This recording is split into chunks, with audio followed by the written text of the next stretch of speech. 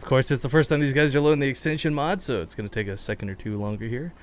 I also want to give a shout out to good guy Oz, who actually showed up an hour early. I don't know if you just misread the time or whatever, but one thing we did make sure to do for the tournament, guys, we made an entire Korean strictly timetable, and of course a couple of our friends made sure to help translate it so that the Koreans wouldn't have any problems figuring out times and make sure everybody was online and good to go. But here we are in the first match of the day. This is the big one officially underway. Boys and girls, spawning here in the bottom left corner of the map. It is my pleasure to introduce the Blue Terran player, Bomber. And in the upper right, as the red Zerg, it is Byul. Okay, so there's two people in this tournament I've never had the pleasure of casting. That is, I believe, Byul and Oz. I've seen a lot of Oz, of course, and seen Byul from afar, but this is kind of that extra nerd level because you get to cast him for the first time. Bomber, of course, if you guys recall, just this past week, we got to see him in DreamHack. We actually got to see him a lot in DreamHack, and we enjoyed him in the round of 16, where sadly he did fall to MC. But TVZ for Bomber has always kind of just been a crazy strong point, I feel. I mean, Byul's a fantastic player. They're both playing on the Korean server. You know, there's no latency discrepancies. This is probably the best case scenario for both of them. You know, when Byul won WCS America seasons ago, what do you think he did? Anyways, it was off the back of not only beating Jaedong, but also I think some really sick ZVT, if I'm recalling everything correctly. So I'm actually kind of excited to see Byul bring it here. Now, I still, like, despite getting very far or winning, yeah, I'm actually going to check that right now because this is going to bother me. The WCS America League. He's still not really a household name, you know? Like, Bomber, everyone knows Bomber. Everyone knows what Bomber does. Everyone knows that, like, he has, like, this tank style sometimes too. And it's really fun and exciting, and that's why he's well known. Byul is just, like, really, really solid, and generally that doesn't get you a lot of, you know, recognition. Yeah, I mean, like, there's the aptly named Bomber Marines. I mean, he's got certain things attached to his play style. He's, of course, sponsored by Red Bull, so that really helps kind of give him a bit of publicity there. But I don't know. I think in terms of the context of everything, though, I mean, Byul, this isn't a tournament where you need a name, right? This isn't where you have to be the most famous guy. We invited some of the best players that we could get a hold of, period. And they're going to give us the best games. And I'm just big dumb grin on my face. Yeah. So he did lose to Polt in the WCS America, so he didn't actually win it. He got second place. So that's still pretty far, especially since it was actually new to them, WCS America. In season... I doesn't actually say which season it is. That's cool, that's whatever. But anyways, even though he lost to Polt, it seems like... Today. I know, right? Even though he lost to Polt, I still remember seeing some really great ZVT. I think all those games were actually pretty close, if I recall correctly, as well. But Polt also has a really different style for TVZ, and even though Bomber has a really fun style TVZ, and he certainly gives us all those incredible matches versus Scarlet, I'm always hesitant. I think it's the Bomber's Law thing, to think that Bomber's automatically going to get out of a group. Well, Bomber starts off strong with those Marines. He's actually going to get himself an Overlord kill, and Take TV is going to experience first blood. Well, I think I forgot to inform them about it. Yeah. See if they say anything. Anyways, Overlord going down is a pretty nice snipe to start the day off. Yeah, sorry, I told them about everything needed for the tournament, totally spaced on, by the way. Probably, like, both of them are probably like, oh, I guess I imagine that, so they don't even say anything to each other. Yeah.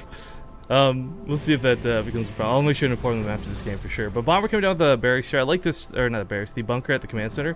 It's kind of weird to put it here instead of the wall, but I kind of like it as well. If there is going to be something crazy, like a weird Ling all-in, like this wasn't a 13 pull, 13 gas or anything like that, but like had it been, this would have been something he could have easily repaired. He wouldn't have to go nearly as far to do, and there's less surface area because there's typically not a full wall off this early in the game. In fact, I like this a lot. This is like old school Entombed Valley tactics for expanding. Yeah, pretty much before Heart of the Swarm, I'd say. So entirely Wings Liberty. I mean, we had, I believe, a gasless expand. Might have been a 14 CC, but like the fact that he didn't get a Reaper, he didn't have gas, that he has this bunker here. It used to be this really big debate whether you put your bunker as a wall or you put your bunker like in a corner. And the corner would always be that if you didn't want to get attacked by Lings, like they had less surface area, you would put it in the corner and then wall it off like we see Bomber doing. If you put it at the front as part of a wall, obviously you wall off faster, but like roaches can take, or Lings can take care of it easier. Like, There was like a bunch of discussion about why one was better than the other and whatnot. Yeah, well, I like the quicker throw, but you know, you bring up a good point. You know, while it might be Bomber, while he might be known for his Marines, without opening for that Reaper, two big things happen. One, your opponent's kind of free to do whatever they want. They don't have to worry about the harass of the Reapers. They can freely drone. They don't have to invest in crazy lings. I mean, Byul, of course, did send some out early, as we can see, but that was like the worst part about this bunker. yeah, it's barely out of range to fully cover that. But these Hellions are going to possibly scout those roaches. I mean, Blue Flame's being researched behind this. This is kind of cool. We didn't really talk about this because we're talking about the command center and all this. But Blue Flame is a build that's not necessarily all in, but it's something that can be incredibly, incredibly dangerous. Now, there are roaches coming out, and they should be able to shut this down. But the reality of roaches here, guys, is if they let those Hellions slip by, I mean, with Blue Flame, it's only going to take a couple of shots to roast an entire mineral line. Yeah.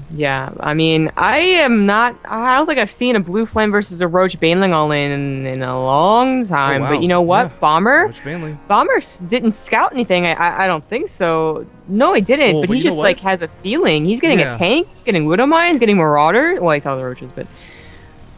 Okay, so this is kind of key, guys. Picking off the lings like this, you might be thinking, okay, you're killing lings, not a big deal. But this prevents the banelings. The roach bust itself is really not that scary. You can repair a bunker for days. There's a tank coming down the high ground. There's Widow Mines coming down as well. I mean, these Blue Flame Hellions picking off the lings is going to be the best thing the Bomber can use with this right now. Yes, technically you can maybe dive some drones, but it's not about that. It's about simply holding this attack. Yeah, so this is weird because the wall up was not there. You know, we're supposed to be breaking down that one wall. Now, Bomber does have 2 more bunkers in the back of this bunker, and with a tank, that should be enough to deal with the banelings at least. Yeah, most of the Hellions went down already, though. Kinda sucks. Yeah, that does suck, but once you build your second tank and you think you're pretty good, you can start rebuilding them. It is a little bit concerning the tank is so close to the ledge here. I mean, it gives him a lot of extra area to hit, which is necessary because he doesn't have the wall, but at the same time, roaches can potentially snipe this. I think every Terran player knows that this is kind of a hard decision to make where to put your tank. But that is a hell of a lot of lings on me, Grove. Yeah, but Byul's actually not going to commit to this, and I like that a lot. The big cancel on those banelings. The Blue Flame Hellions will be able to deal with the lings quite nicely. Of course, eventually Hellbats, if he puts the armory down. But right now he's really focused on getting his bio underway. Of course, by opening with Blue Flame, you really delay all this. So Stim's now finishing up, but as we see, there's not really a lot of production behind this. The starport's late. I mean, he's going to make up for lost time, but this is still lost time. Well, this is kind of an interesting, odd position. As you stated, the Blue Flame Hellion really pushed back any of those timings we usually see, and obviously didn't do a lot because of, well, I think I've seen some Blue Flame Hellion builds. They do try and dive past, and you have this weird game where like each other's all in pretty much does work. Right, it becomes like not a base trade, but like an all-in trade. Yeah, like a economy trade because the bases are still alive. 'Cause you can't kill them, but the drones aren't. But I don't know. This is odd. So Bomber's missing out an opportunity, obviously, to do his medevac timing. It's already 11 minutes, and I mean, you know, by now the medevacs would already be out. But Byul, of course, is, you know, he's delayed as well. Everyone's just delayed. It's a delayed party. Yeah, I mean, I think this is going to shape up to one of those regular TVZs. The difference is everything timing-wise is a bit off. I mean, the Spire's late because he invested so much into baneling roaches. Actually, where are those Hellions? Oh, just gone to the middle of the map. I was going to say they were right here a second ago. This is going to cost him some tanks. Widowmine's getting some okay hits, but... Oh, those aren't tanks you typically reproduce. You know, this would have been a really nice advantage for Bomber to have defensively around this third.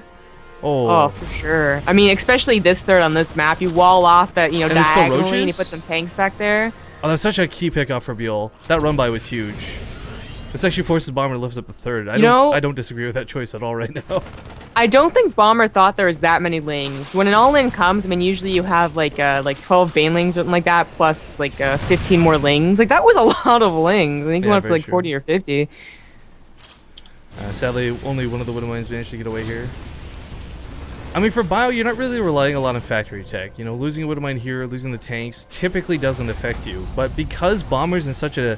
He's been forced into such a defensive position right off the bat, losing these units is kind of critical. Because as we see through army value, guys, it's just simply smaller than Byul's, bottom line. I mean, that was 4 Marines, 2 tanks, and 1 Marauder. I mean, that's a lot to give away. Especially if they're not necessarily pushing, although he could definitely have pushed with it. I really like the Blue Flame Hellbats in this situation for just how many lings there are. I mean, Widow Mines are not going to do nearly the same amount of damage.